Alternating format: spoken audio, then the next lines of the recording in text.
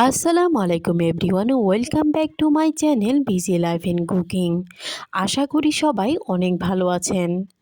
আমি আজকে আপনাদেরকে তৈরি করে দেখাবো ছানার মিষ্টি। মিষ্টি খেতে কে না পছন্দ করে, আর যদি হয় এরকম নরম তুলতুলে মজাদার ছানার মিষ্টি, তাহলে তো কোনো কথাই নেই। তো চলুন ভিডিওটি দেখে আসি, আশা করি ভালো লাগবে। আমি এখানে আধা কেজি দুধের ছানা কাটিয়ে নিয়েছি।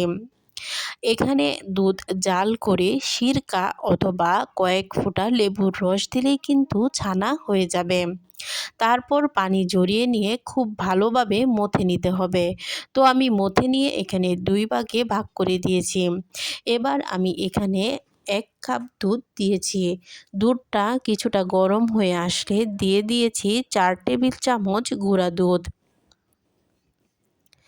এবার দুধটা খুব ভালোভাবে মিশিয়ে নিতে হবে। এ পর্যায়ে যখন কিছুটা ঘন হয়ে আসবে, তখন আমি যে ছানাটা রেখেছিলাম সেখান থেকে অর্ধেক ছানা এখানে দিয়ে দিব। এবার ছানাটা দিয়ে খুব ভালোভাবে মিশিয়ে নিয়ে যখন ঠিক এরকম আঠালো হয়ে আসবে, ঠিক তখনই আমি যে বাকি ছানাটা রেখেছিলাম ওই ছানাটা এখানে দিয়ে দিতে হবে। এবার এই ছানাটা খুব ভালোভাবে মিশিয়ে নিতে হবে। যখন আঠালো ভাব চলে আসবে, ঠিক তখনই এখানে দিয়ে দিতে হবে কিছুটা কর্নফ্লাওয়ার। এখানে কর্নফ্লাওয়ারটা ব্যবহার করতে হবে, কারণ অনেক সময় ছানা জমাট বেঁধে শক্ত হয়ে যায়। আর যদি আপনারা এখানে কিছুটা কর্নফ্লাওয়ার ব্যবহার করেন, তাহলে কিন্তু আর শক্ত হবে না। তারপর আমি এখানে দিয়ে দিয়েছি সামান্য এলাচের গুঁড়া। এটা আপনারা স্কিপ করতে পারেন, আপনাদের ইচ্ছা। তারপর আমি ছানাটা কিছুটা ঠান্ডা করে এবার মিষ্টির শেপ করে নেব।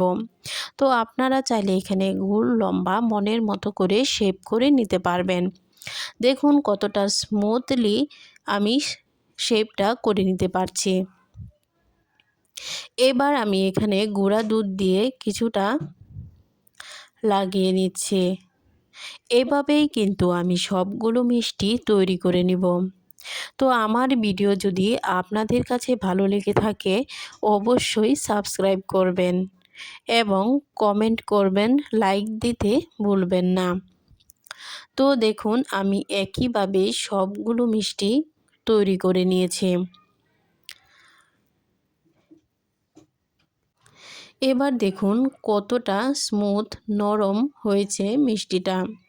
খেতে কিন্তু দোকানের মতোই হয়েছিল। অসাধারণ মজাদার এই ছানার মিষ্টি আপনারা আমার এই রেসিপি ফলো করে কিন্তু বাসায় তৈরি করতে পারবেন। আশা করি ভালো লাগবে।